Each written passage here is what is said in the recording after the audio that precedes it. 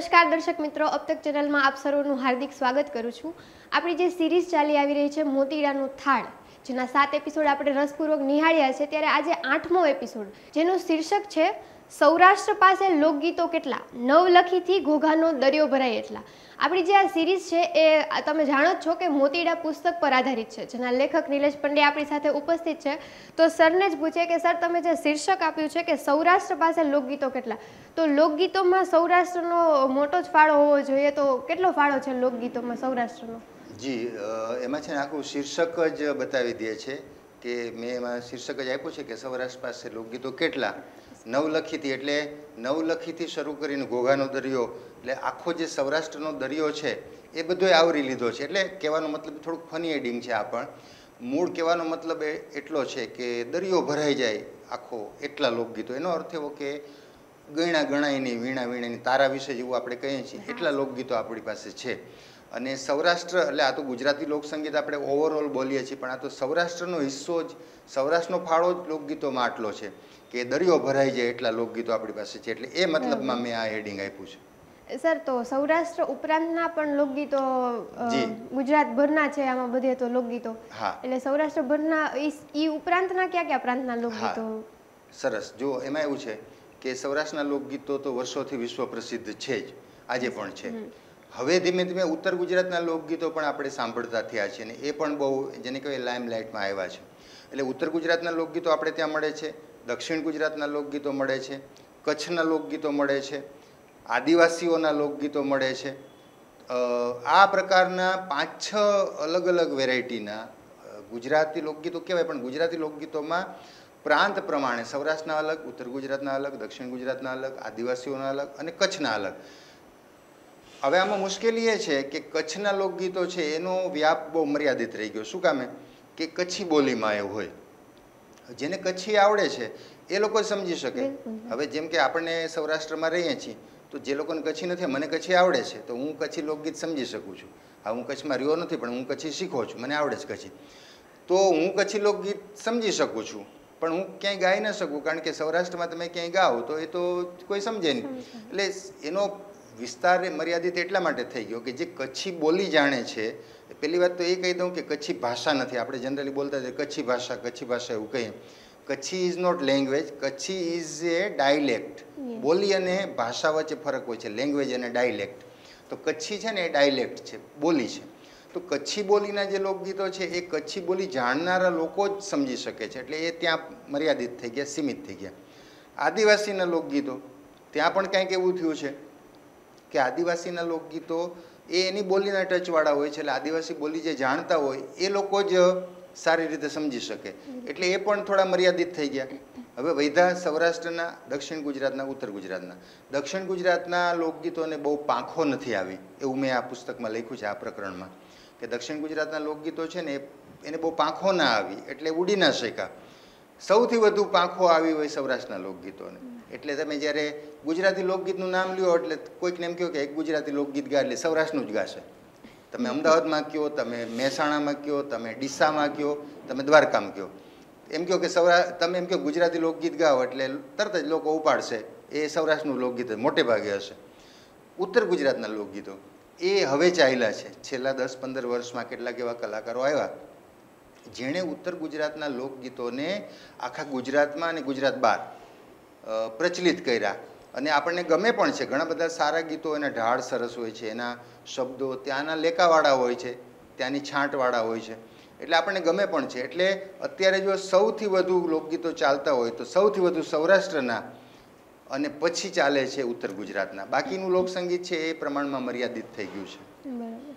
Sir, તમે લખ્યું છે કે દરિયો ભરાય એટલા લોકગીત છે, પણ આટલા બધા લોકગીત છે એ આવ્યા ક્યાંથી? મતલબ કોકે તો રચેલા છે આ લોકગીતો? હા, બરાબર છે। જુઓ, લોકગીતો છે ને કોઈ કાગળ અને પેન લઈને લખ્યા નથી। હું એવું સ્ટેજ ઉપર કહેતો કે જેમ કવિતા લખાય છે કાગળ અને પેન લઈને, એમ લોકગીત લખાણા નથી કોઈ દિવસ। લોકગીતો રચાણા છે, લખ્યા નથી કોઈએ। 200 વર્ષ પહેલાં કોને લખતા આવડતું હતું? મોટે ભાગે આ તો સ્ત્રીઓનું સર્જન છે, મોટે ભાગે। આપણા જેટલા લોકગીતો મળે છે ને એ સ્ત્રીઓના મનોભાવો છે, સ્ત્રીઓની વેદના છે, એના સુખ દુઃખ છે, એટલે સ્ત્રીઓએ આ ગીતો રચ્યા છે। બહેનો તો અભણ હતા, 200 વર્ષ પહેલાં કોણ, શિક્ષણ ક્યાં હતું, કોને લખતા આવડતું હતું? એટલે પોતાના મનમાં જે આવ્યું ને એ એણે ગાઈ નાખ્યું, એ લોકગીત બની ગયા. અને લોકગીતો આપણને એટલા માટે ગમે છે કે એમાં પોતાનો અનુભવ છે, સ્વાનુભવ છે. અચ્છા, બધા ગીતો સ્ત્રીઓએ લખ્યા હોય એવું નથી, કેટલાક પુરુષોએ રચ્યા હોય. તો સમસંવેદન એવો એક શબ્દ મેં આમાં વાપર્યો છે. કોઈ સ્ત્રીને દુઃખી થઈ રહી છે, એને કોઈ પુરુષ જુએ છે, એના પરિવારની સ્ત્રી છે, આડોશ પાડોશની છે, અથવા એવો કલ્પના કરે છે, કોઈની વાત સાંભળે છે કે આ સ્ત્રી એટલી દુઃખી છે, તો એની વેદના પોતે જ્યારે કોઈ કવિ પોતે જ્યારે ફીલ કરે તો એ પોતે જ એ પાત્રમાં ઘૂસી જાય અને પોતે જાણે એ દુઃખ ભોગવતો હોય એવું લાગે, ત્યારે એ સમસંવેદન કહેવાય એને. તો એ સમસંવેદન અનુભવતા પુરુષોએ પણ કેટલાક ગીતો રચ્યા છે, લખ્યા નથી, રચ્યા છે. એણે પણ ગાઈ નાખ્યા, એણે પણ મનમાં યાદ કરીને પોતાની હૈયાની આવડત પ્રમાણે રજૂ કર્યા, એ બધા ગીતો બની ગયા. એટલે આ રીતે આ દરિયો ભરાય એટલા ગીતો આવ્યા. અચ્છા, કેવા સંજોગોમાં રચાણા છે, અમે સ્ટેજ ઉપર ઘણીવાર એનો દાખલો આપતા હોઈએ કે તમે કલ્પના કરી લ્યો, હમણાં શરદ પૂનમ ગઈ. શરદ પૂનમ 100 વર્ષ પહેલાંનું એક ગામડું તમે કલ્પી લ્યો કે એક નાનકડું ગામ છે, 2000ની વસ્તીનું, 100 વર્ષ પહેલાંનું, જ્યાં લાઇટ નથી, કોઈ સાધનો નથી, કોઈ માધ્યમો નથી, રસ્તા પણ કાચા પાકા છે. તો એ ગામમાં શરદ પૂનમનો તહેવાર આવ્યો હોય તો બધી ગામની 100-200 બહેનો ગામના પાદરમાં ભેગી થાય, ચાંદાના અજવાળે 9 વાગે એક મોટું સર્કલ બનાવે, એક બેન ગાય, અગાઉ મેં આ વાત થોડી કરી હતી, એક બેન ગાય ને બાકીની બધી બહેનો પાછળ પાછળ ગાય, ઝીલે, પછી બીજી બેન ગાય, ત્રીજી ગાય. આ રીતે એક ગામમાં આવું એક સર્કલ રચાણું. શરદ પૂનમની રાત હશે અથવા એવ્રત જીવ્રતનું જાગરણ હશે, બધું તૈયાર થઈ ગયું. એક મોટી ઉંમરના જે બેન છે, જે ગામના કાકી હોય કે દાદી હોય કે મોટા બા હોય, એવા એક બેન છે મોટી ઉંમરના, એ આખું સંચાલન કરે છે મંડળનું. અને એણે સૌથી પહેલાં એક સ્ત્રી સામે આંગળી ચીંધીને કીધું કે આજે પેલું ગીત તું ગા. શું કામે? તો કે તું અમારા ગામમાં 6 મહિના પહેલાં પરણીને આવી છો, તારા પિયરમાંથી તું કેવા ગીતો શીખીને આવીને એ આજે અમારે સાંભળવા છે. તું આજે અમારા આ મંડળમાં પહેલી વાર આવી છું, તું પેલું ગીત ગા. હવે એને ગાવાનું કહેવામાં આવ્યું કોણ છે? તો એ 17 વર્ષની 16 વર્ષની એક ગામની દીકરી છે, જે આ ગામમાં વહુ થઈને આવી છે. 6 મહિનાથી પરણીને આવી છે, પણ એને કોઈ દિવસ સુખનો સૂરજ નથી જોયો. ઘરમાં બધા જ સભ્યો એને મારે છે, ત્રાસ આપે છે, મેણા મારે છે. આવી રીતે દુઃખમાં જીવતી એક સ્ત્રીને પિયર જવા નથી દેતા, પિયરમાંથી કોઈ આવે નહીં. શું કામ? આપણા રિવાજ એવા કે દીકરીની ઘરે જવાય નહીં, એની ઘરે જમાય નહીં, એની ઘરે રાત ના રોકાવે, વડીલો કોઈ આવે નહીં, આને જવા દે નહીં. કોઈ સંદેશા વ્યવહારના સાધનો નહીં, મોબાઈલ ફોન કાંઈ જ નહીં. બેનો અભણ, પત્ર લખતા આવડે નહીં, ચીઠી લખતા આવડે. મૂંઝાયેલી, માર ખાતી, મેણા ખાતી એક સ્ત્રીને 6 મહિના પછી જ્યારે ગામના પાદરમાં રાત્રે બધી બહેનોને મળવાનો મોકો મળ્યો ને એને જ્યારે એમ કહેવામાં કે તું કંઈક ગા, તો એણે શું ગાયું હશે? એના હૈયામાંથી એક ચીસ નીકળી ગઈ ને, એ આપણું અમર લોકગીત બની ગયું. કયું? દાદા હો દીકરી, દાદા હો દીકરી, વાગડ ના દેજો રે સઈ, વાગડની રે એ વડિયારી હાહુ દોયલી રે, દાદા હો દીકરી. દિયે દડાવે મુને, દિયે દડાવે, રાતડીએ કંતાવે રે સઈ, પાછલે રે પરોડીએ પાણીડા મોકલે રે, દાદા હો દીકરી. એના પિતાને યાદ કરી અને એક ચીસ પાડી કે મારે આટલું દુઃખ છે, આટલું કામ કરું છું એનો મને વાંધો નથી, વહેલી સવારમાં 3 વાગે ઉઠવું પડે એનો મને વાંધો નથી, 4 વાગ્યામાં પાણી ભરવા જવું પડે એનો મને વાંધો નથી, મોડી રાત સુધી મારે કાંતવું પડે, રેંટીઓ કાંતવો પડે એ મને કામનો બિલકુલ વાંધો નથી. એ કર્યા પછી પણ મને મારવામાં આવે, મને મેણા મારવામાં આવે, બીજું એના પિયર વિશે ગમે એમ બોલવામાં આવે. આ બધી વાતોને કારણે મને ગમતું નથી અહીંયા. તો તમે મારી વાત સાંભળો, તમે કોઈ કાંઈ ખબર કાઢવા આવો, તમે મને પરણાવીને મોકલી દીધી પણ કોઈ આવતા તો છો નહીં તમે. એવી વેદના જ્યારે એ ચીસ રૂપે બહાર પાડે છે, જ્યારે પોતાના કંઠમાંથી નીકળી જાય છે, તો આપણું અમર લોકગીત બની જાય છે. કારણ કે આવી વેદના માત્ર આની એકની નહોતી, આ 200 અહીંયા જે રમતી હતી ને એમાંથી 190ની વેદના એ હતી. તો સૌને એમ લાગ્યું કે આ તો મારું ગીત છે, આ તો સમસંવેદન છે, મારું છે, મારું છે. અને એ રીતે એ ગીતો વાયરલ થઈ ગયા, એ આપણા લોકગીત બની ગયા. અને એ સ્ત્રીઓના મનોભાવો છે એ હજારોની સંખ્યામાં દરિયો ભરાય એટલા લોકગીતના રૂપમાં આપણી પાસે અત્યારે છે. બરાબર છે. સર બીજા આવા કોઈ ઉદાહરણ, આવા લોકગીતો જે સમસંવેદના ધરાવતા હોય, એકબીજા સુધી પહોંચતા હોય? જી, બહુ સરસ. એક બહુ જાણીતું લોકગીત છે, બધાએ સાંભળ્યું છે. એની એક ઝલક આપી દો, પછી થોડું એનો અર્થ કરીશ.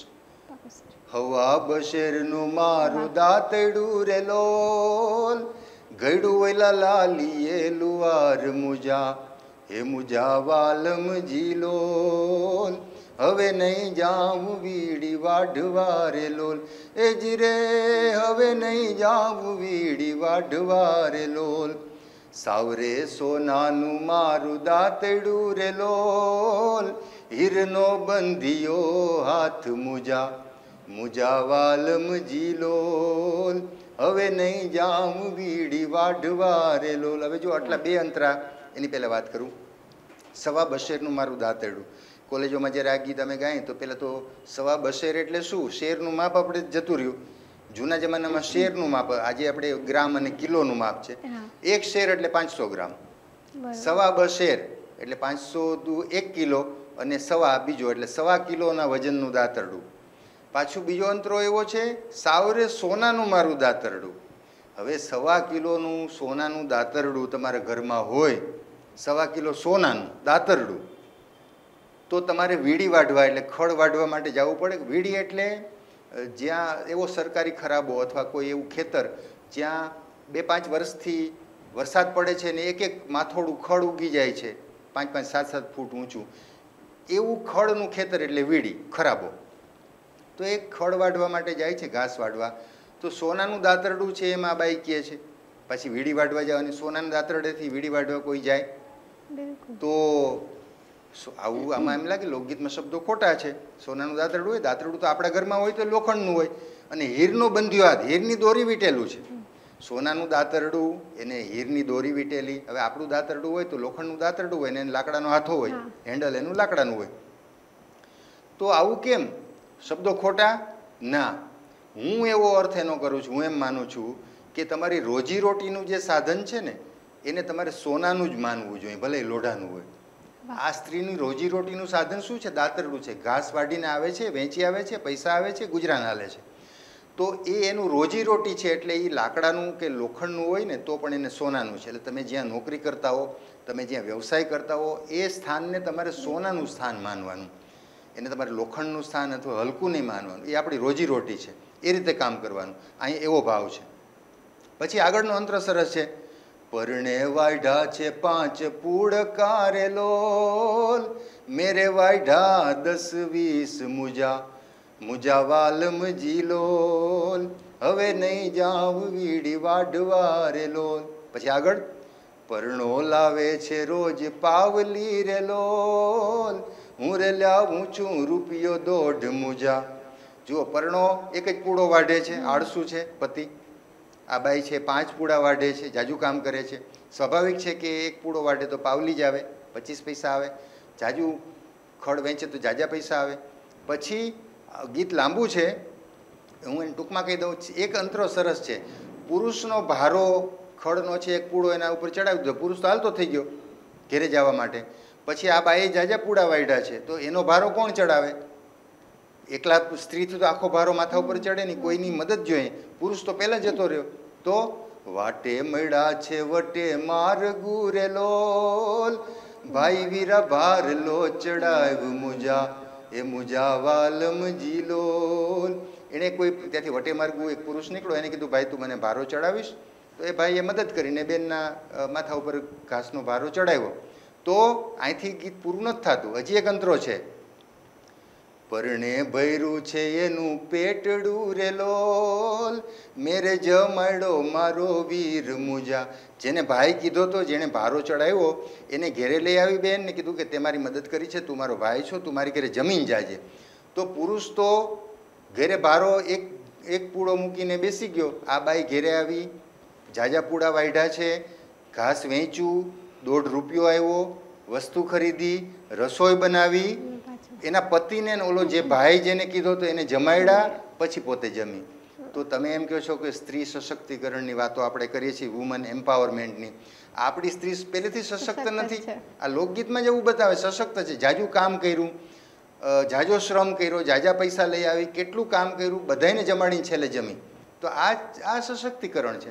તો આવા અસંખ્ય ગીતો સૌરાષ્ટ્ર પાસે છે. એટલે મેં એમાં લખ્યું છે કે નવલખીથી ઘોઘાનો દરિયો ભરાય. એટલે આવા અર્થસભર ગીતો છે સૌરાષ્ટ્રના. તો દર્શક મિત્રો, આપણે જોયું કે લોકગીતોમાં સૌરાષ્ટ્રનો ફાળો કેટલો છે. આખો દરિયો ભરાય એટલા લોકગીતો માત્ર સૌરાષ્ટ્રએ આપેલા છે. લોકગીતો માટેની રોચક વાતો માટે જોડાઈ રહો અમારી સાથે આ સિરીઝમાં. ત્યાં સુધી નમસ્કાર.